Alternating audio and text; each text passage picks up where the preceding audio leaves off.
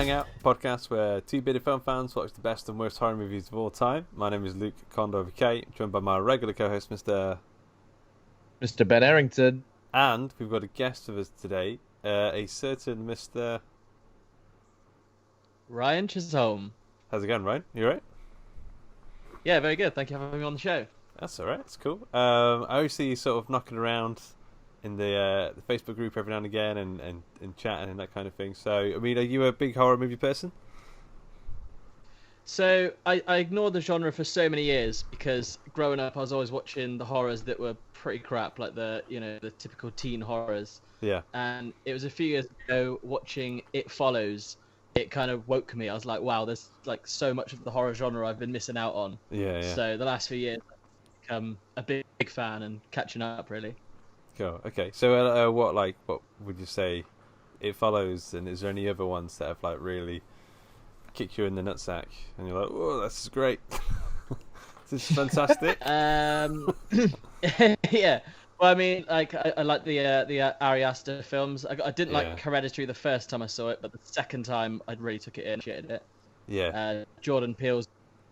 It's kind of just the obvious new ones really have really got to me, but then I've gone back and watched some old ones. The Evil Dead remake, absolutely loved that one. Yeah, it's great. It's fantastic. Yeah. Cool. What, you alright, Ben? How you doing? Good times. I'm alright, mate. Just taking it all in. Realising how similar we all look. Yeah. We've got like a little bit of the beard. We're all follically challenged. You know, we got to stick together, us guys. Yeah. Has Luke actually got a camera on? I can only see Ben.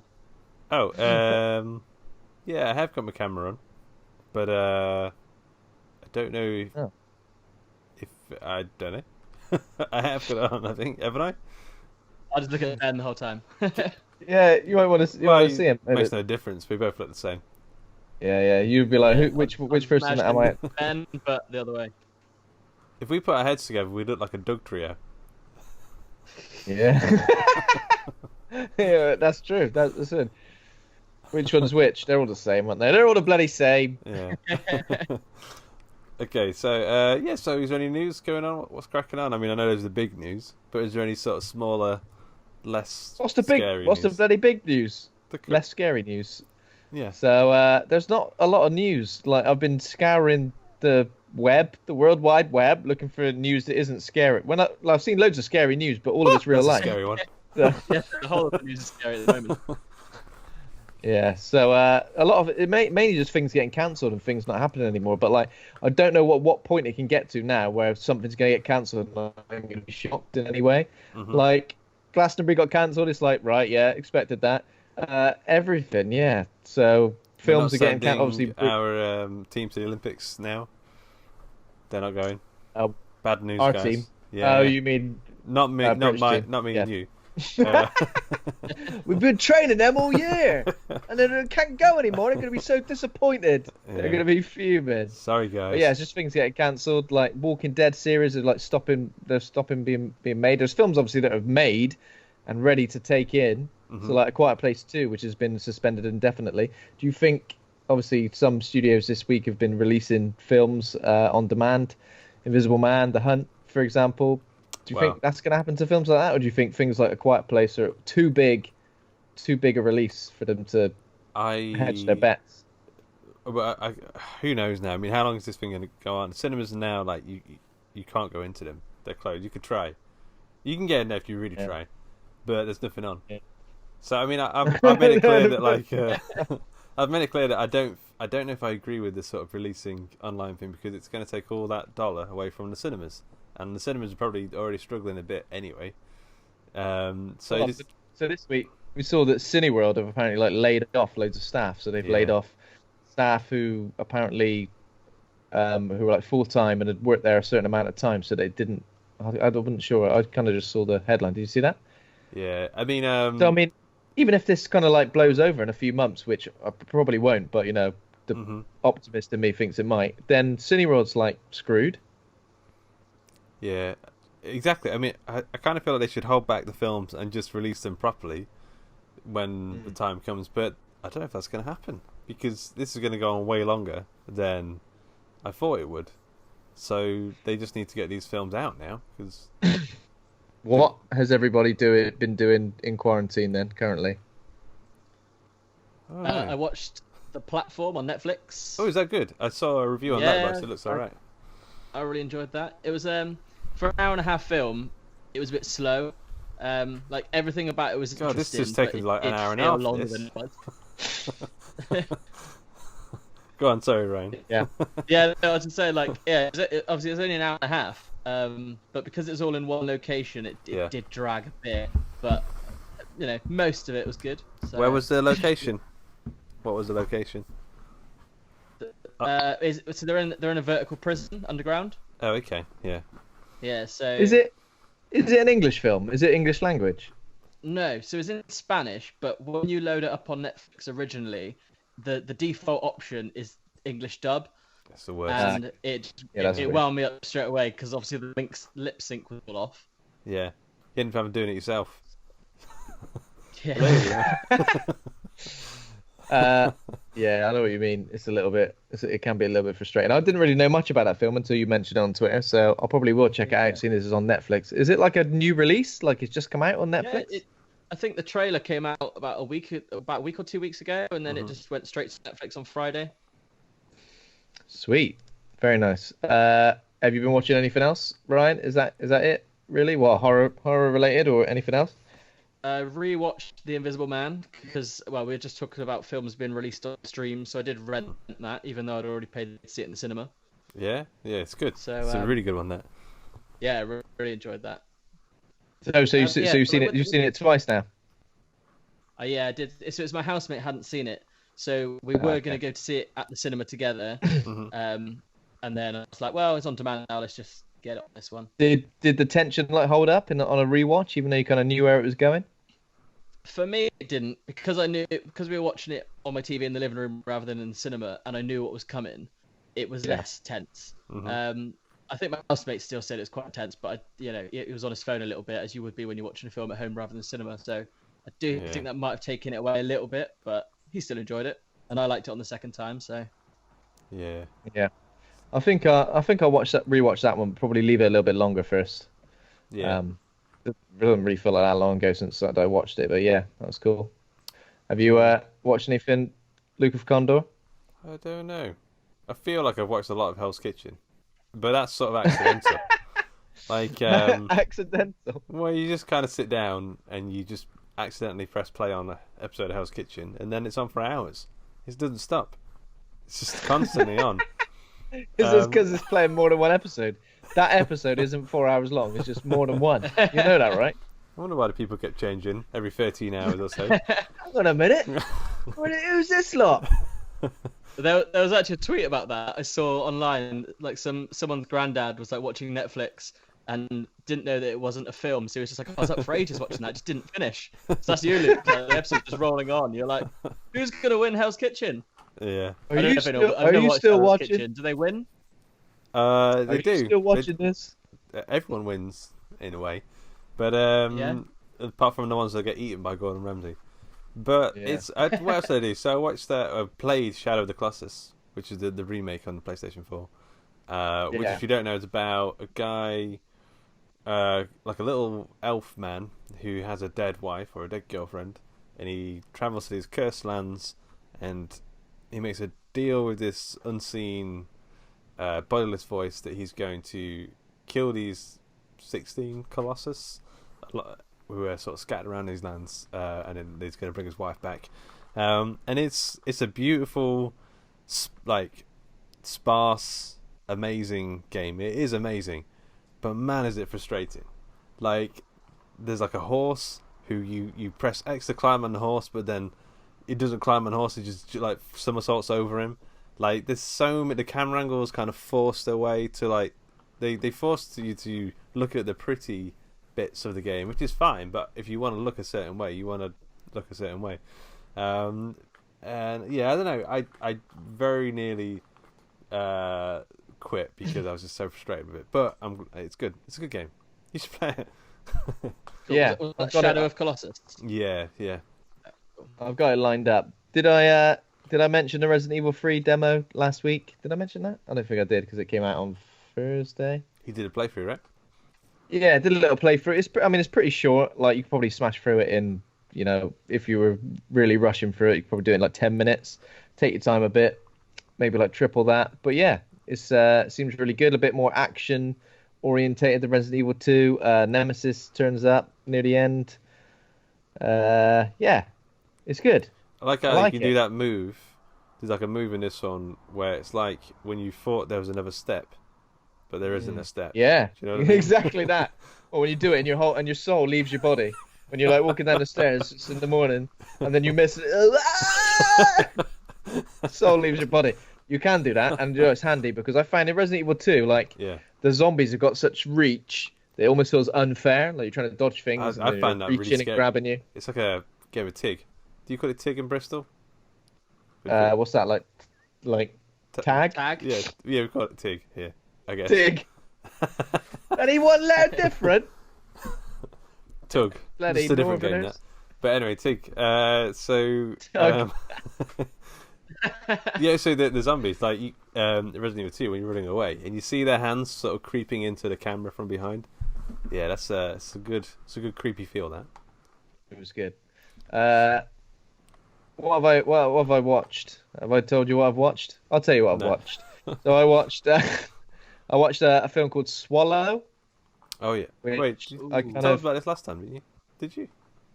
Did Maybe I? we spoke to each other every day this week. Yeah. So I maybe think I've spoken. Right, there we go. I've spoken about Swallow already. See, the days are already merging into one. No, We're I talking don't about know what- if you what- have on the podcast. I don't know I if know, you I just haven't. told. Okay, all right. I have spoken about it on the podcast. I have. Oh. I've just checked the date. I'm so confused. Just check the date. Okay. Yeah, 'cause I saw you tweet about it. I think last Monday, because that's when I realised it was actually available to watch. Yeah. Yeah. So I'll skip through that. So I did watch a film called Guns Akimbo with Cool. Daniel Radcliffe. It's like a cross between Crank and Shoot 'em Up, which are both like obviously utterly ridiculous. I quite like shooting But- up. Yeah, I quite like Shoot 'em Up as well. There's This a film bit- I kind of There's a bit of checked shooting out. up where he's like trying to shoot something, but he can't quite focus, and he bites Yeah. a carrot, and everything comes Yeah. into focus. yeah eat your Literally, I was just greens. about to say, the only thing I can remember about Shoot 'em Up is something to do with a carrot. Like, I Yeah. don't remember anything else. It's the best moment. Yeah. Yeah, so this was like it was all right. It was kind of interesting. It was quite a bit of fun. Samara Weaving's in it, and she's like amazing in everything. I've decided now. So since Ready or Not, since like The Babysitter, now we've got Guns Akimbo. She is just like She is kicks amazing. up Yeah, all yeah. kinds of ass in this. It's kind of like got some stylistic choices in it that feel a bit dated in this. It feels a bit like you remember when like Scott Pilgrim came out, and then after that, all the films had like these little pop-up, text messages or various things, scores, and various things like that. It feels like it's going for that, even though like I guess sort of 10 years too late. Daniel Radcliffe's fine. It was, it's sort of like maybe outstays its welcome a little bit, even though it's only an hour and a half long. Do you know one of those films that kind of feels like, all right, I'm kind of itching now. I kind of want it to Yeah. finish. Wasn't it Yeah. made quite a few years ago though, and just taken this long to come out? Yeah, I think I've heard that. I think it's That been a could couple of years. Explain why it was maybe like they've gone for a bit of an older style. Like maybe at the time they made it, it was this is the cool hip thing to do, and then they sat on it for ages, and then they released it, and it's like that's not cool anymore. And I also watched Cabin Fever. So Oh, yeah. that in there. Yeah. So I guess we chose to watch this because, well, literally just live now during the show, we found out that we're going to be going into lockdown this week in the UK. So yeah, there's going to be a lot of time to develop cabin fever. Hopefully not a flesh-eating virus, but maybe something similar. How do you feel about watching films like this when you're living in a situation like this? So a lot of people have been watching Contagion this week. Yeah, that's on my list. Various this other week. things. I kind of thought Contagion, maybe World War Z, maybe a few other things, and kind of this. Well, gives you a bit of escapism, doesn't it? Contagion is a weird one because that's meant to be very realistic, right? So you'd watch that, and I imagine you go, "Oh, we're all fucked." But Yeah. Cabin Fever. I can't remember how it ends. I can't remember how Contagion ends. Whether it ends with like, actually, it's going to be all right, or whether they go, actually, you're all fucked. I don't know. Yeah, I've never actually seen I it. saw it in the cinema, but I can't remember it now, so that's why I'll rewatch it this week. I can't remember it very well either. But yeah, so I guess cabin fever is escapism because we're not at there are no homicidal locals trying to get in our houses. We're not big chunks of our skin aren't falling off yet. There might be something happens in the near future. Exactly? They've not done enough testing yet, have they? So, pretty scary stuff. Well, go on. Have you got some information or? Sure. So, so Cabin Fever is a 2002 American horror comedy film. Would you say comedy? I guess. Yeah, I guess. I would. Co-written and directed by Eli Roth in his directorial debut. It stars Ryder Strong, Jordan Ladd, what a lad, James DeBello, Cerina Vincent, Joey Kern, and Giuseppe Andrews. The story follows a group of college graduates who rent a cabin in the woods and begin to fall victim to a flesh-eating virus. The inspiration for the film's story came from a real-life experience during a trip to Iceland where Roth developed a skin infection. God, he's bloody... Calm down, mate. Based on a true story, I had a rash on my arse once. Did it say arse rash in the... I've added that, but you know... Probably. It's probably likely, right? So Rotten Tomatoes gave this a whopping 62% as the critic score. The audience gave it a 44%, which the critics liked it more, weirdly.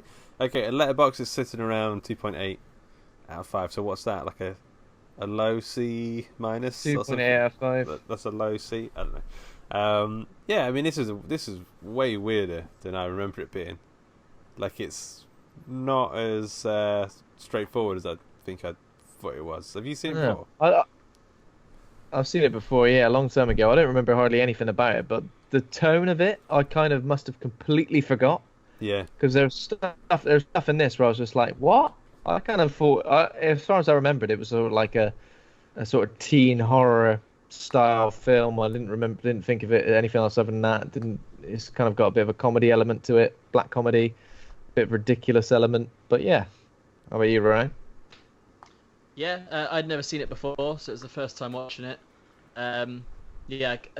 Comedy. I don't know if I can see where they're going for because it's got that kind of the characters have a kind of silly charm to some of them.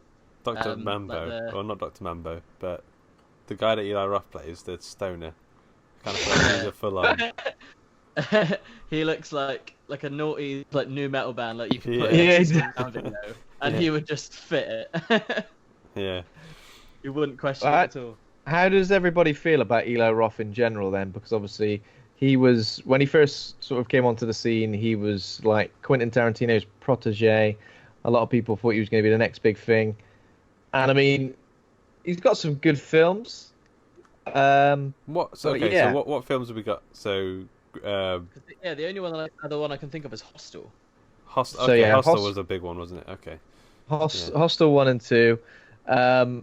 One thing I remember him is that he did the fake trailer for Thanksgiving, like in the Grindhouse films, or in like that Tarantino one. Yeah. The Green Inferno, Knock Knock. Green Inferno. Green Inferno is the first half an hour, first 5 minutes are pretty spot on, I think. But then weirdly the tone gets more similar to Cabin Fever, when all the cannibals eat a load of weed, and they all get super stoned. Yeah. I've not actually seen Knock Knock with Keanu Reeves. Anybody seen that? No. No, I know of it, but yeah. Yeah, me too. It's the one where the girls arrive at his house and. Yeah, that's it. Don't want that happen. Don't want any of that. Don't want any of that, mate. Yeah, so I guess I did just say he's done some good films, but I guess he's not really done any good films. He's done films, but I wouldn't say Hostel's a good idea. I don't know if I can really remember it. But I think the concept is a killer.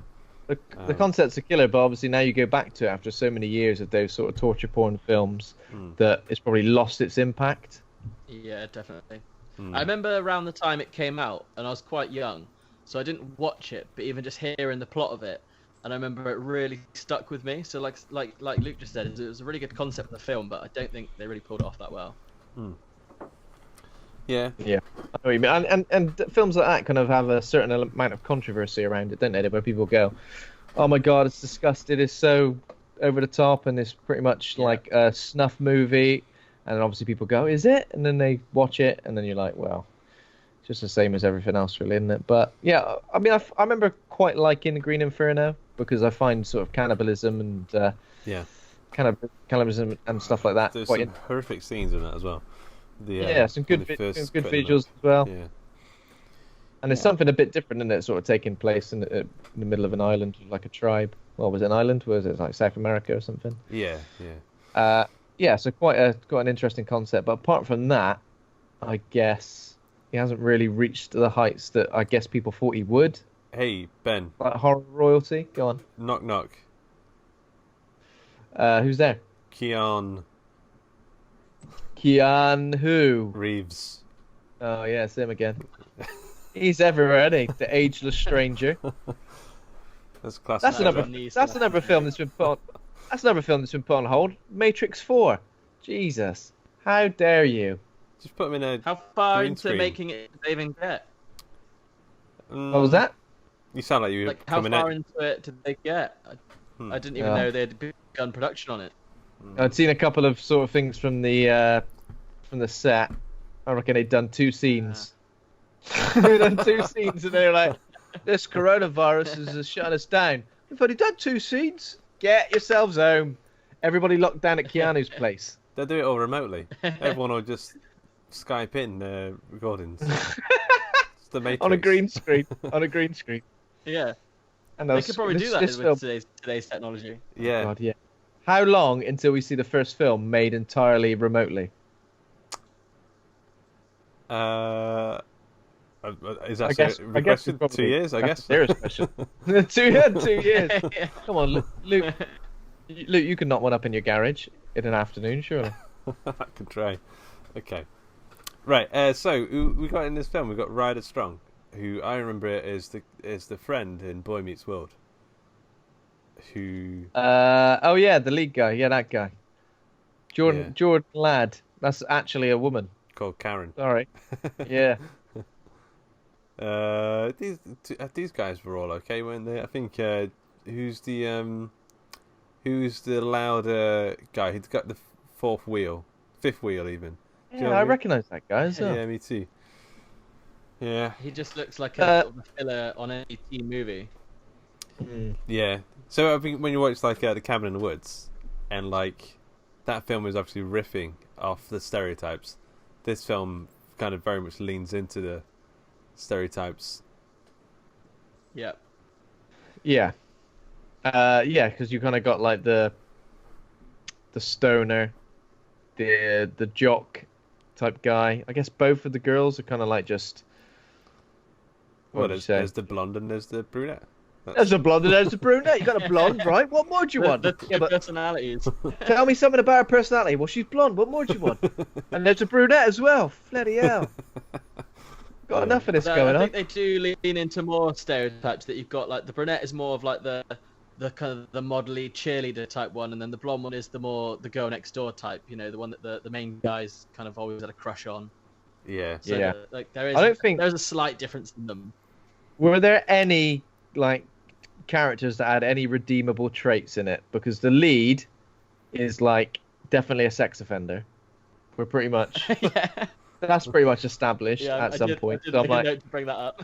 So I'm like, who am I rooting for here? Like, am I rooting for the sex offender? Am I rooting for like the psychopath, the guy who's like a coward who just like runs away for half of it? I think we're supposed to root for the police boy, the one with the sort of the ratty mustache. Oh really? I kind of thought he was a bit. He's I kind of thought he was a bit of a.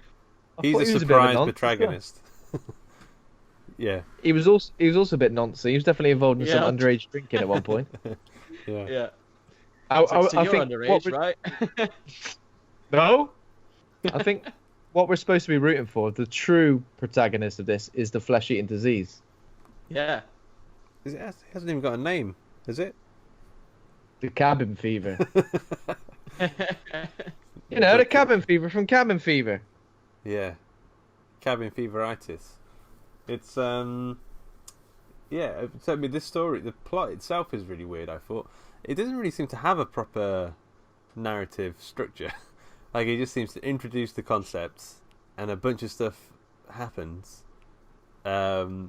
Characters go off and do their own thing, and characters introduced, and then things die, and people die, and then it didn't seem to have nothing seems to have actual consequences that sort of push the narrative through, if that makes sense. It kind of feels like it's got a bit of a moral to the story, which I guess is don't go to cabins. Someone, even if they've got, I think, go to cabins, but even if someone's got a flesh-eating disease where it looks like they're spewing blood, if they're asking for help, don't beat the shit out of them.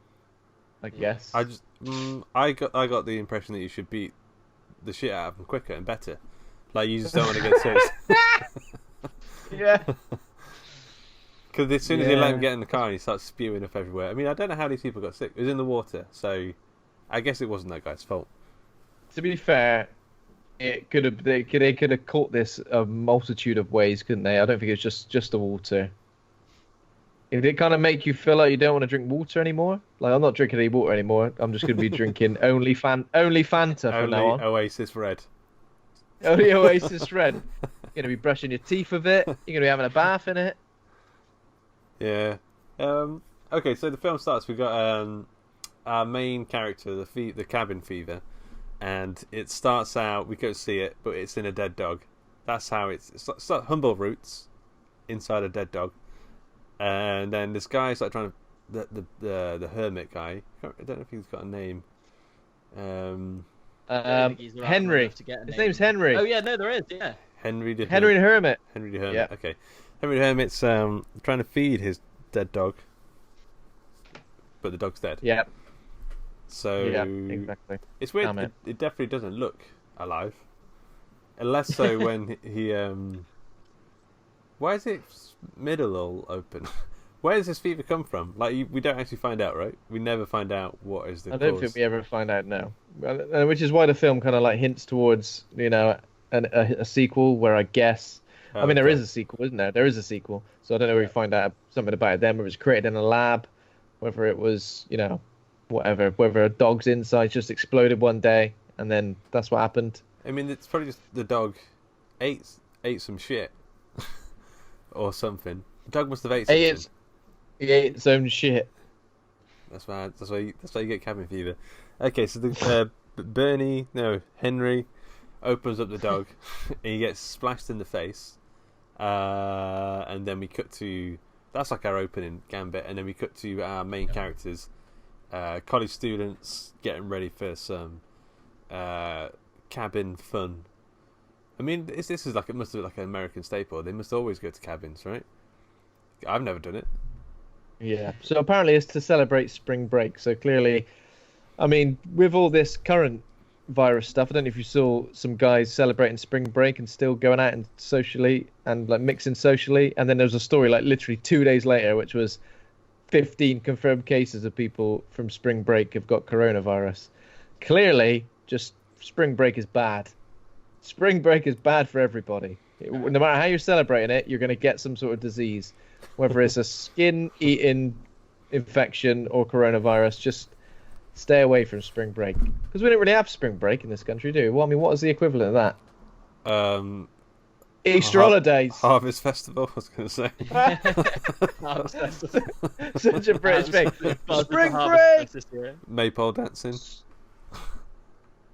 Spring break, chug, chug, chug. The UK equivalent is Harvest Festival. There's a tin of tomatoes for you. But then again, chug I think that.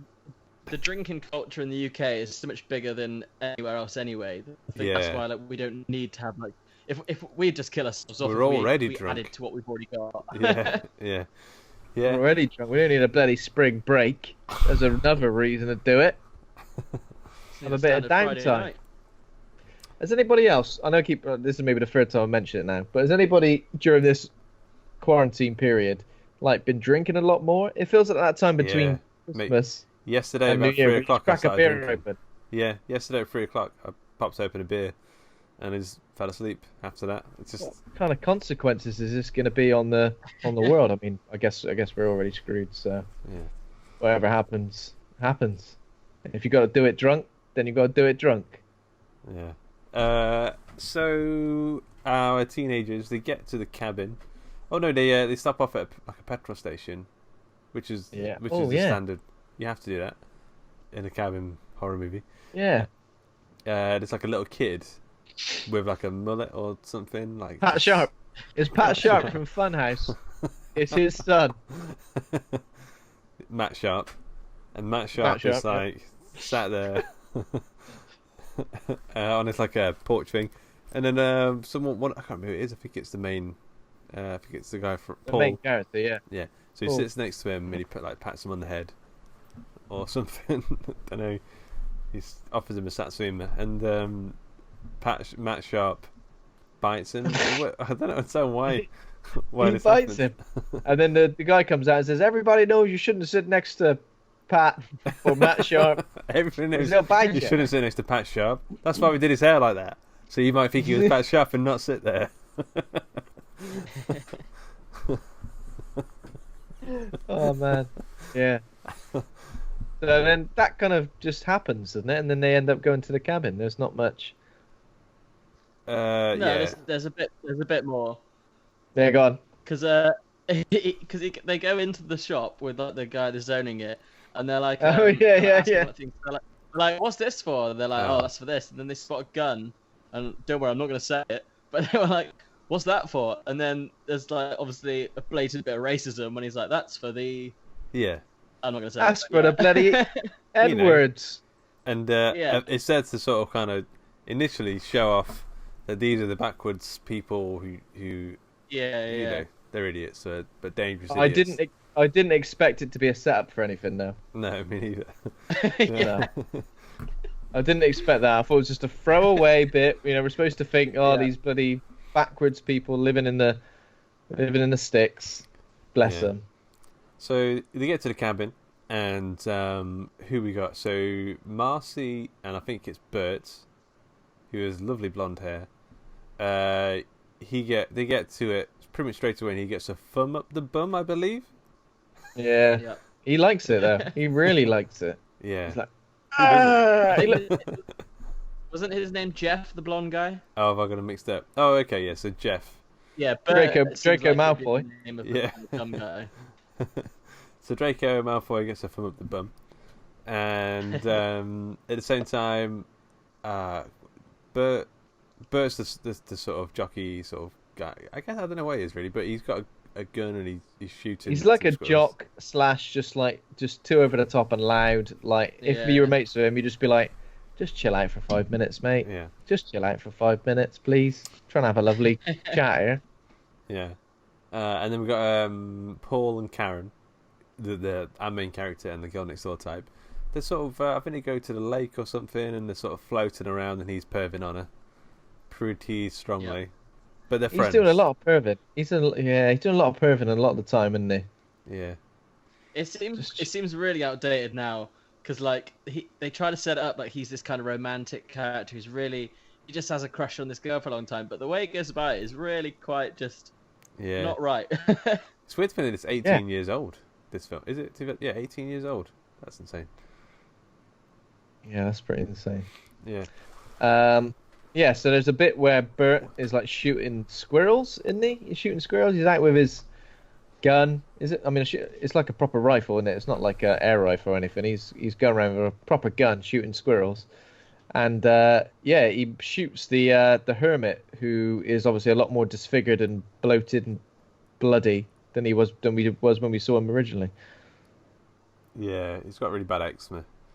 It's like his face is like peeling off and bleeding and oozing and stuff. And he's like, I just want to... What does he want? I just want a can of Coke. What's it? I don't know. He wants a friend or he doesn't want to get shot. That's what he wants. I just want to not get shot. Don't shoot me. He's like, have you got any Sudocrem for my sores? Have a little bit. We've got Sudocrem, but it's all ours, okay? Get out of here. You don't want this. Yeah. So Bert accidentally shoots him against the man's wishes. And you bloody shot me. Sorry, did you not want that? I specifically told you not to shoot me. Oh, I thought you said shoot me. Okay, so he but like he runs away or something. Bert gets in the car and drives away. I don't know. Bert escapes and he doesn't tell anyone because what could you say? "Hi guys, Yeah, I shot." it's weird. He doesn't tell anyone. It's almost like he doesn't tell anyone just because plot. Because you need to turn up later and scare everybody. I guess I don't know. It's all a bit mad, isn't it? Yeah. But yeah, and then that night they gather around a campfire. Oh, Classic. okay, yeah. This is when Eli Roth turns up. It's weird that he cast himself in this film in this role, although he does do it pretty well. He's Dr. Mambo. He's got like a really over the top stoner voice. Hey man, yeah, and he definitely does look like someone from a cross between someone from a new metal band and who else? He looks a little bit like the singer from what are they called? All Star. Well, it's a band who did All Star. Why can't I think of what they're called? Smash Mouth. Smash Mouth. Yeah, Smash Mouth. He looks a little bit like a slightly not quite as quite as chunky singer from Smash Mouth. I was getting some Wes Borland vibes as well. Bit of Limp Bizkit. Yeah. Sort of vibes. Oh yeah. Did he have a soul patch? In my head, he's got a soul patch. Yeah, he had like quite a long one. Yeah. Yeah, maybe that's what we need to do. Maybe in isolation, we need to all bring back the soul patch. I don't think I'd grow it there properly, or like it doesn't grow heavily. I don't know. Yeah, mine's a bit blonde, but maybe I'll do it. Maybe we'll see what happens. He's got a diet. He's got a dog, like an Alsatian, I think. What's the dog called? Like Doctor something. Dr. Mambo. That's what the dog's called, Dr. Mambo. Yeah, he's pronounced it. Hey, Dr. Mambo. Don't worry about Dr. Mambo. Yeah. He's a good boy. And he does. They obviously all pretty much want him to leave until he says he's got a big old bag of weed. I mean, like a huge bag of weed. Too big a bag of weed. Yeah. Comically big. And they're like, oh, actually, maybe you could stay for a bit. Yeah. Lovely. Yeah. Okay, so when it rains, he goes. I mean, I guess it's just setting up the stuff for the dog later on. But anyway, so he goes, and I think it's that night or later that night, I guess, when they get attacked by the hermit. Yeah, the hermit. What's the hermit been doing all this time? He's been shot. He's been laying in stumbling his way to the cabin. Yeah. Stumbling his way to the cabin, yeah. And he's like begging for help. He's like melting by this point. He's like that guy in RoboCop who gets a radioactive waste. Maybe not quite as bad, but he looks covered from head to toe in Dolmio. He's just yeah, ravioli man. It's really good. Yeah. Don't worry, Andy. It's just bolognese. We do get one moment just before he arrives, though, which I can see where they're going for in the comedy element, but it just seems really out of place. When they're all like swapping sex stories, and Bert, the dumb guy, talks about the experience he's had with his dog. Oh yeah. Yeah. Oh yeah. Yeah. Don't he say something like he was jerking off and the dog came and licked his dog started like licking his asshole.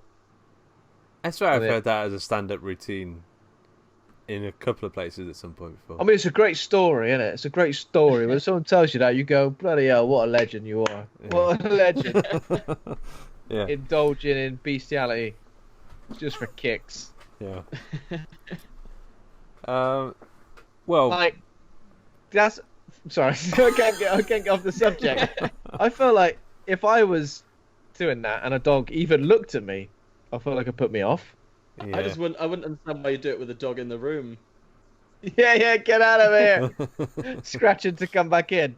It's a long time. It's quite a long time. Wait, so I must have missed out on this bit when he's talking about it, but I sort of vaguely remember him. But did he say he enjoyed it then? The dog was licking his ass and he enjoyed it. Does he go on about? Yeah, enjoyed it. Yeah. How did he invite the dog to do it next time? Did he go into that detail? Peanut butter. Butter. Peanut butter on the gooch. Yeah. Okay. Interesting from experience, Ben. Or... Who's to say? What happens next? Well, the Bernie. No, what's his name? Henry. It's not Bernie. So Henry is like help, and they start attacking him, beating him with sticks and stuff. But he's like help, and they're like, we are, and they're beating him with sticks. We're trying to beat the virus out of you. If we beat the virus out of you, then it'll be. And he gets in the car, and he starts like vomiting up jets of hot cabin fever juice all over the car, and they get him out, and then they were like, "We'll really help you this time," and they set him on fire. How did they set him on fire? Oh yeah, how does he end up on fire? I think one of them was trying to scare him off with like a stick with a bit of fire on the end, like kind of like stay back, and they must catch him. And it turns out all the bloody goo he's covered in is really highly flammable, and he goes up like a tinderbox. Yeah. Yeah. So they pretty much fuck it, don't they? He makes a big old mess. He's vomiting all inside the car. So like we're pretty much screwed now. And then what happens after that? They just all. Well, they go to bed. They get to bed. It might be that. No, it's not that. But yeah, well, the next morning, what's his name freaks out and takes the car. Bert takes the car. No. Is that right? So I think what happens next is that there's a police deputy, Winston, comes up, and he says he'll send a tow truck up there to basically help them get their car. But I think the car doesn't run at this stage. Is that right? Yeah. Well, it looks like it would. I don't know what they would have done to the engine. This is like the weirdest police deputy ever. I mean, he's literally just some dude with a bike and a little tash. And I'm like, I wouldn't trust him as far as I could throw him. He's definitely drinking with underage girls. Yeah, all he wants to do is party. He's like, go back inside and party, guys. Go back inside and party. It's 11 a.m., all right? I haven't had my coffee yet. The beans are boiling on the campfire as we speak. Daddy Beans, you want some beans? Yeah, and then Karen's like upset after the obviously everything that happened with the hermit, but Paul manages to calm her down. So again, we're kind of made to think that Paul's like a nice, sensitive type. He really does care about her, but then all of that is pretty much immediately thrown by the wayside as he commits sexual assault, where he's like, she's asleep, is she? That means she wants me to touch her vagina. Definitely. So whilst he's doing that, Blasé. He realizes whilst he's doing that, he realizes that she's all full of cabin fever. So she's like, it's a pretty horrific scene, I guess. So he lifts his hands out, and they're covered in blood. And it's like, oh dear, what do we do here? So he screams, I think, and then he runs away out of the bedroom. Pulls back the blanket. We see she got a big old horrible sore, like on the inside of her leg. Yeah. He goes to wash himself. I think there's blood all over the sink as well. So there's a little poo, and then and then the group do what they should do in a situation like this. Beat her up. Is immediately make sure she self-isolates in a freezing cold bare shed with barely a shred of clothes on. Chuck her in there. Have you noticed how like angry Bert becomes like immediately at her? I think he starts calling her a whore. Yeah. You stupid dumb whore. Yeah, it's weird. It's overkill. Yeah. I mean, just invite her outside. I've got some nice treats. I've got some nice gummy bears for you outside. Then she'll come out politely and nicely. So they isolate her. So this is the classic thing, where sort of obviously in a horror film, when a group of close friends or well, are they even close friends? I mean, they don't seem it. But as soon as one becomes really like each other. No, they don't, do they? They bloody hate each other. Jesus Christ! They should have stayed at home for spring break. What was the point? Yeah. This is like the classic of when one of them gets bitten, I guess, by a zombie, and then you're like, right, we don't really want to kill them, but we want to just keep them away from us because we don't want the infection. Stay in the shed. Yeah. So I like how when people obviously start getting the infection, I like how it deteriorates them because they just look a little bit like dark under the eyes. Yeah, within seconds. Yeah, within seconds. Pale, I guess, like a few like lesions on the face and all over. So that's pretty cool. Yeah. I like how you can sort of tell. You can tell someone's been infected before it's even essentially been revealed that they're infected. I always feel like in the remake of Dawn of the Dead, Matt Frewer, Max Headroom guy. His look of like the pre-zombie look is the pinnacle of that. Yeah, I'm unwell. sunken eyes. Yeah. I need to watch that film again. It's a good film. It's got a zombie baby in it. Oh, it has, yeah. Lovely. Very lovely. So Karen's in the shed. Bert steals the car, I believe, and he goes riding into town. We get this crazy scene where he goes back to the petrol station. I don't. Where is he going? He's going to get some. He's going to the hospital. He's going to get doctors. Okay. So he starts at the petrol station. Is that Pat Sharp is still sitting on that bench? Why does Pat Sharp like? There's like some flying kicks. You know how I hate flying kicks. Why not, man? Why not? He's passing the time. It seems like he's sat on that porch all day, every day, isn't he? As soon as someone turns up, he shows off his kung fu skills and bites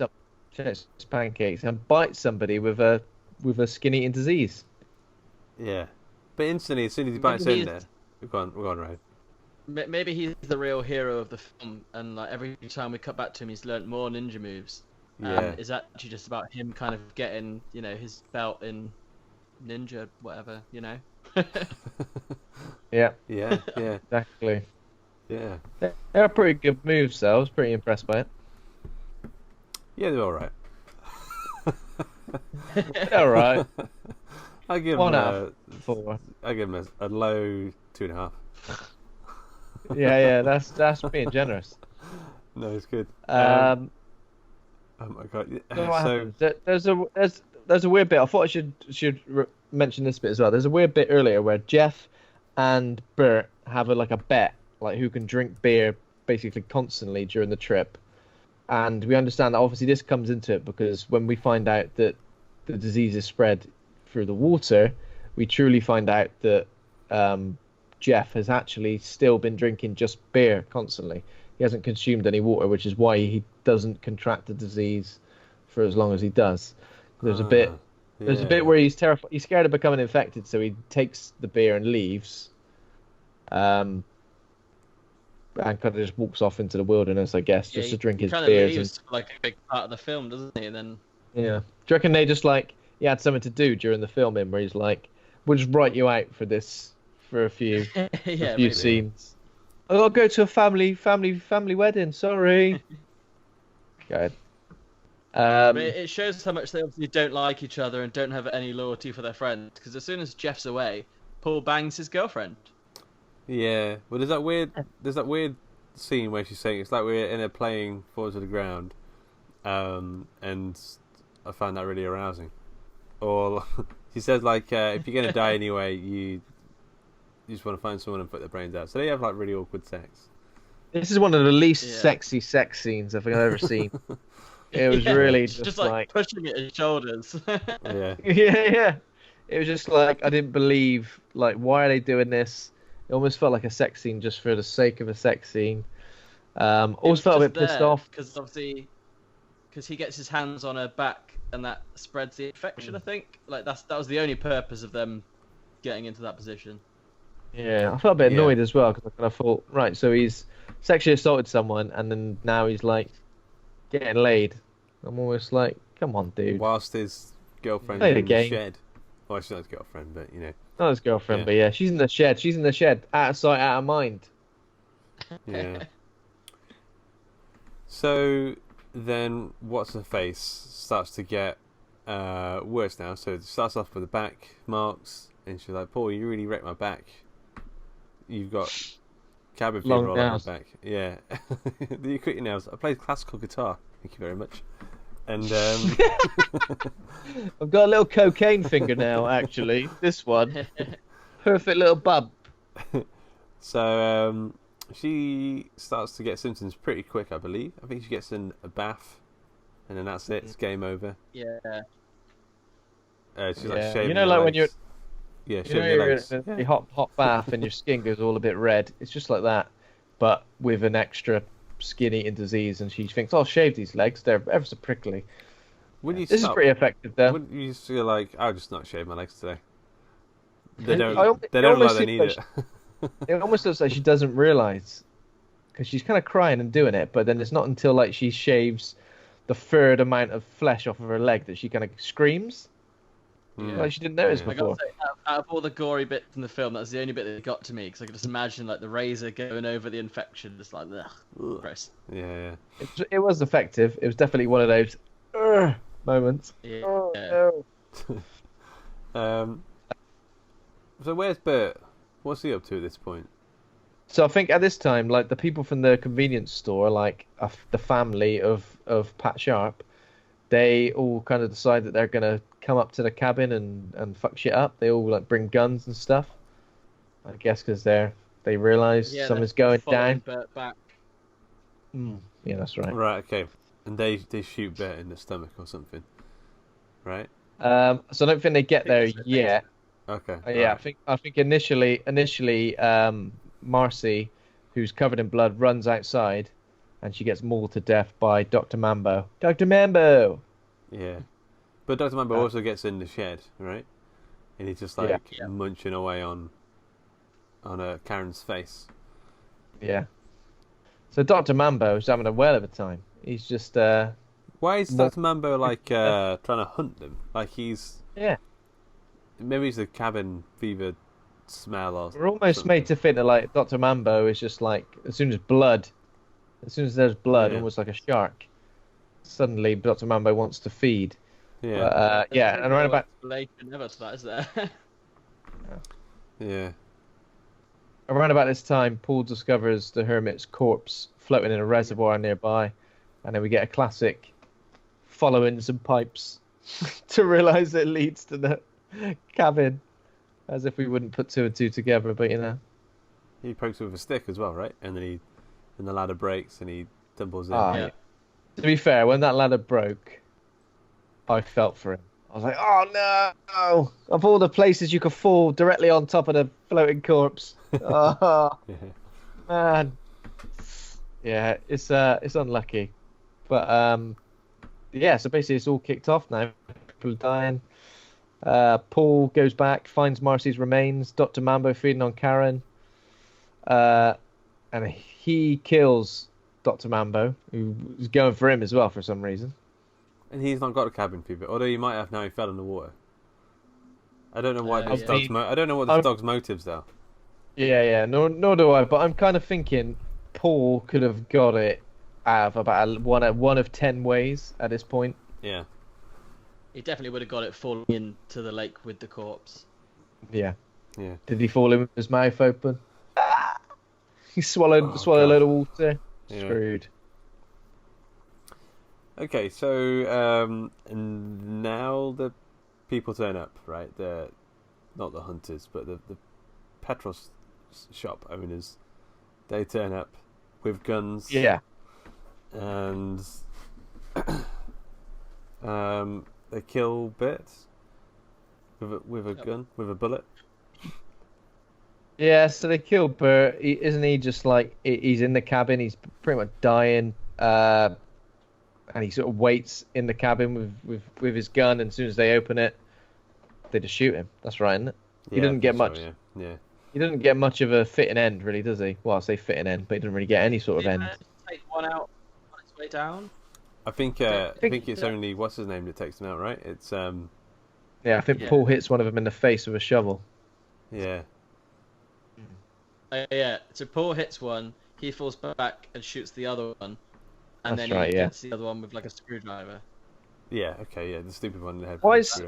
First of all, why is Paul suddenly so good at? We don't know his history.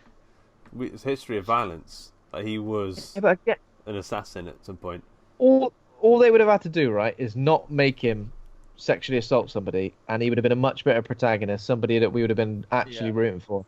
As soon as he does that, it's like, well, can't wait for him to die now. And he doesn't. He sort of has a redeeming arc, essentially, for a while, doesn't he?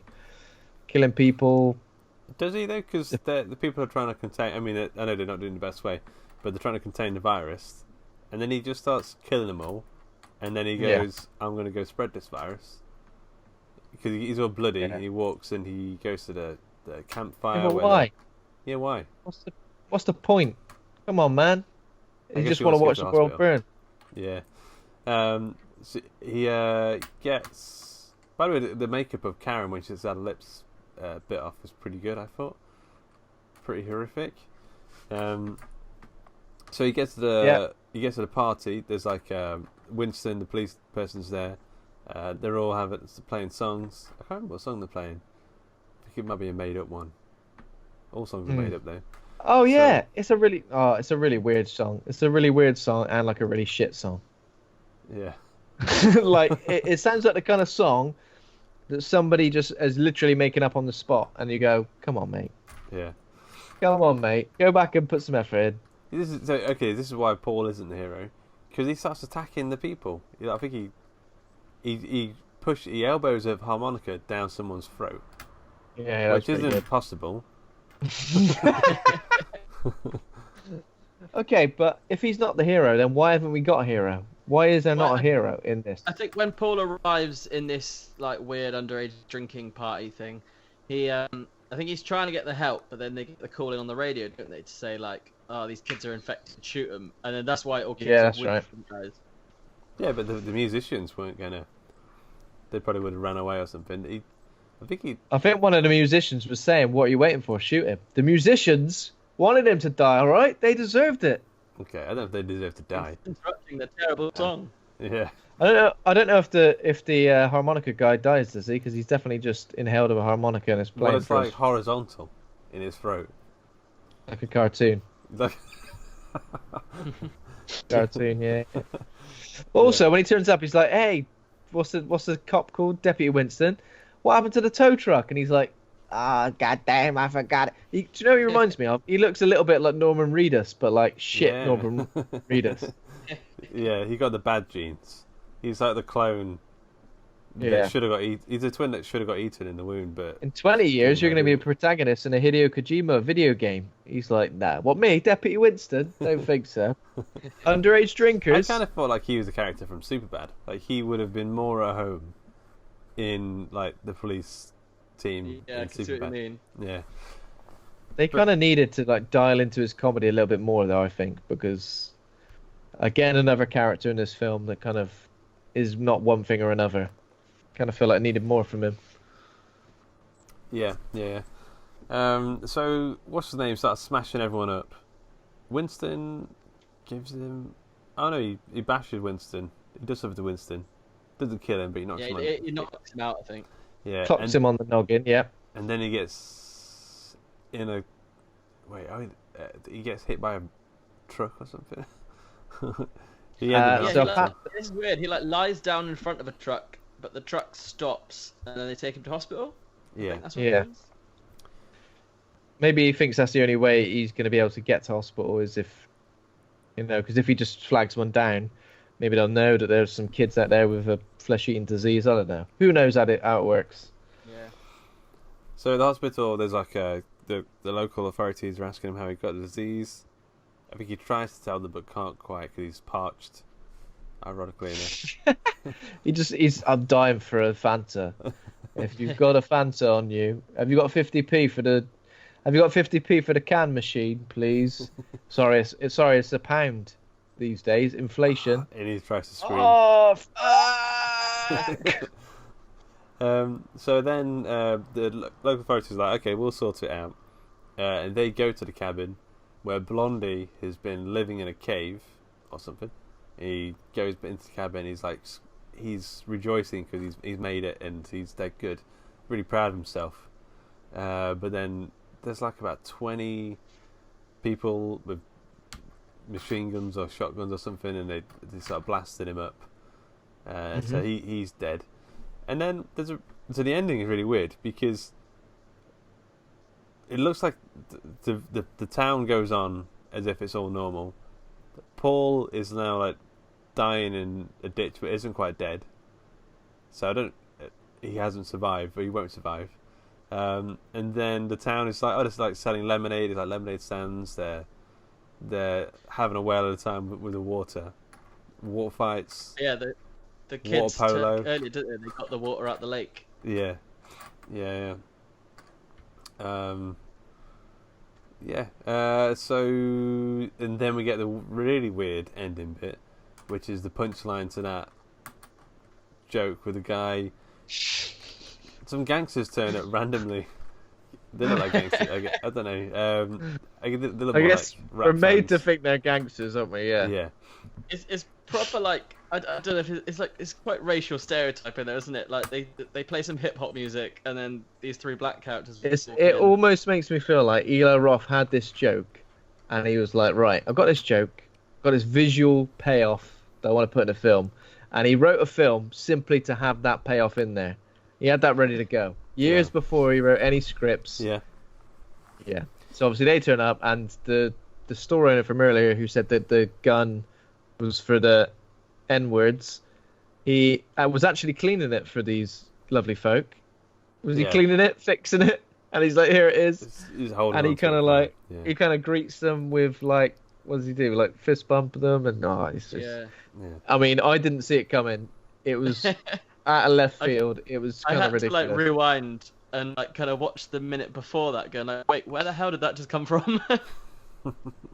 Yeah, man, it's pretty nuts. But I mean, that kind of sums up the tone of the movie. I mean, it is a bit all over the place in a way.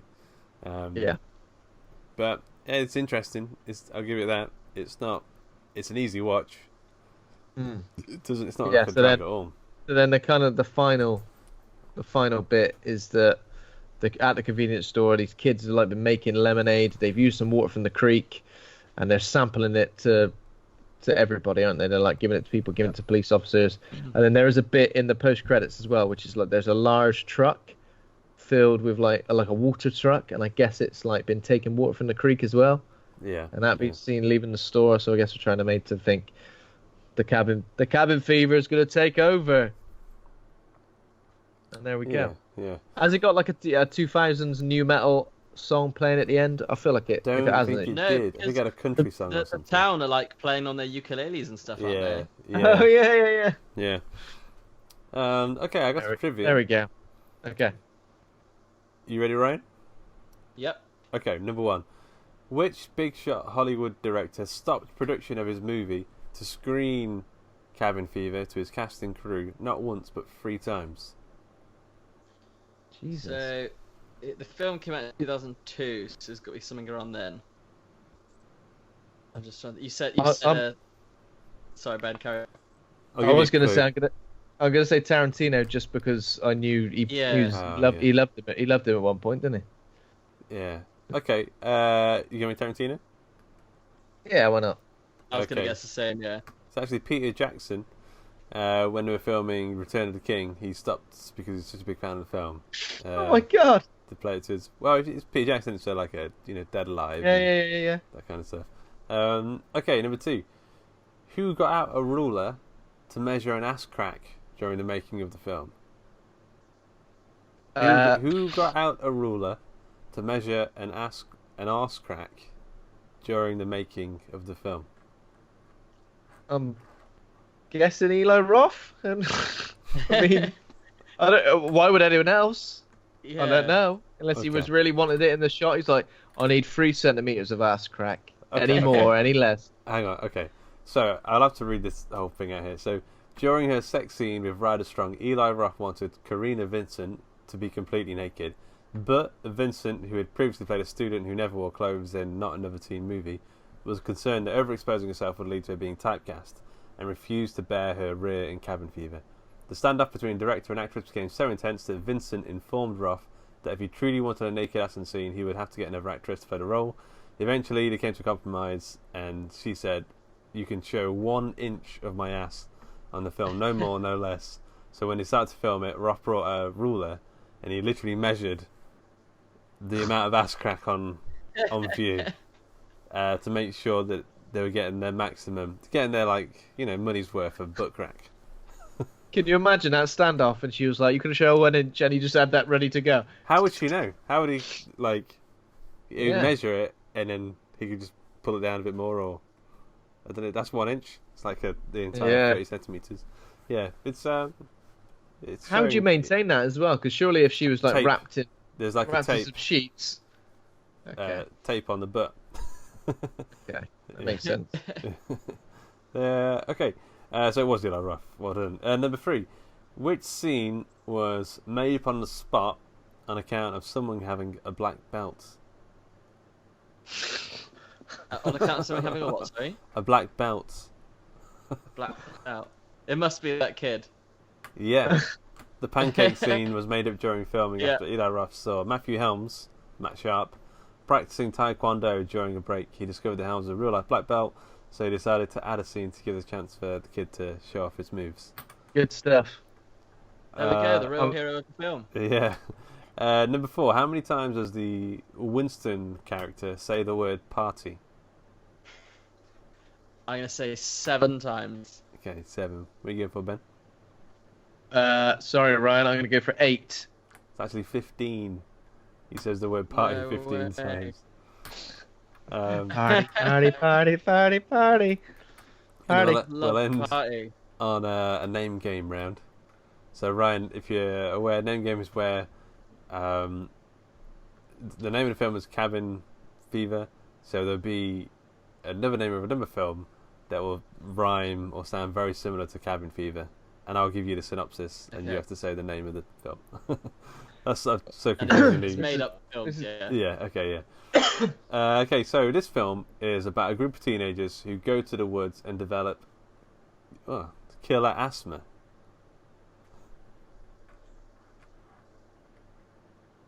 Killer asthma. So they go to the woods to develop asthma. And it's got a rhyme with cabin fever. To a degree. To a degree. Half rhyme. Half right. Having fever. Oh, I'm going to be rubbish at this game. Oh my god. I can't even think of a single word.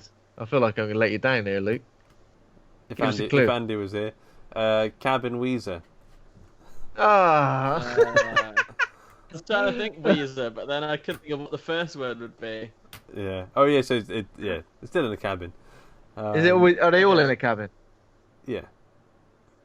Right, I got it. It's not. Yeah. You can fill in the details. It's not a real film, so Yep. they're all in the cabin. Okay, so we need to rate the film. Well done, by the way. You all got 5 out of 5. Oh, was there only one? I was waiting for more than one of them. You like them? Yeah, I do like it. Give me another one, please. Some kids go to a cabin, and they have to. They all eat bad chutney, and they're all throwing up. Chutney. Cabin. Come on, you have 5 seconds. 5. Oh, 4, no. 3. Cabin. 2. I don't know. This is difficult this week, Luke. Cabin heaver. Well, I did make it up on the spot. Oh, heaver. You made up on the spot? Just like the Taekwondo kid at this scene. Pancakes. Okay. Impressive. It's been to rate the film. Ryan, as your guest for this week, did you want to give us your rating? Yep. So going by the letter ratings you guys do, I'd probably say it's around about a D, because I think we were chatting before about D would be sort of like a 2.5. I didn't think it was great. Okay.